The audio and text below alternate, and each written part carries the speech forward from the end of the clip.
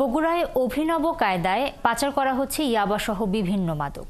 আইনশৃঙ্খলা রক্ষা বাহিনীর চোখ ফাঁকি দিতেই প্রকাশ্যে মাদক বহন না করে পাকস্থলীতে করে ইয়াবা পাচারের কৌশল বেছে নিয়েছে একটি চক্র। শহরের ভবের বাজার এবং চক সূত্রাপুর এলাকা থেকে এক নারীসহ ৩ জনকে গ্রেপ্তারের পর বিষয়টি সামনে আসে বগুড়ার গোয়েন্দা পুলিশের। এস.এম. বাবু সাইদের প্রতিবেদন, ছবি তুলেছেন মাসুদ বাবু। টেকনাফ থেকে পাকস্থলীতে করে ইয়াবার চালান নিয়ে আসছে বগুড়া শহরে। গোপন সংবাদের ভিত্তিতে চালানটি জব্দ করে বগুড়া জেলা গোয়েন্দা পুলিশ। 40 ঊর্ধ্ব এই ব্যক্তির পেট থেকে পলিথিনে মোড়ানো অবস্থায় বের হতে থাকে শত শত পিস ইয়াবা।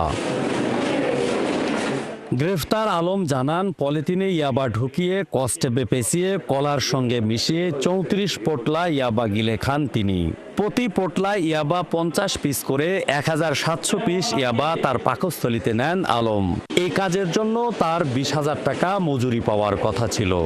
গেলাম তো এখান থেকে বগুড়া থেকে যায়, ওখান থেকে এরা পাড়ায় দিল, যায় আমি কলা দিয়ে খাওয়া দেয় চলে আসার পরে সারেরা আটক করছে।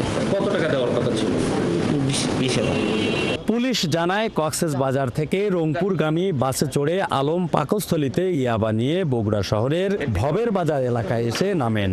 গোয়েন্দা তথ্যের ভিত্তিতে সেখান থেকে আলম সহ আপেল নামের এক মাদক কারবারিকে গ্রেফতার করা হয়। পরে চকসূত্রপুর এলাকায় অভিযান চালিয়ে ঘটনায় জড়িত আপেলের স্ত্রী স্মৃতি বেগমকেও গ্রেফতার করে পুলিশ।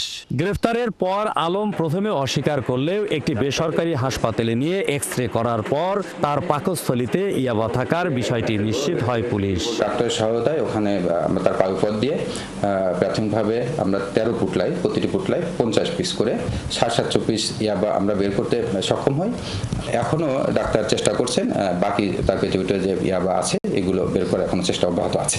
মূল ব্যবসায় হচ্ছে মতিন সরকার ফ্যামিলি যে পরিবার, তারা যে আপেল তার বড় ভাইয়ের মেয়ের জামাই, আর সে হচ্ছে যে তার সাথে সহযোগিতা হিসেবে এগুলো বেয়ারার হিসেবে নিয়ে আসছিল।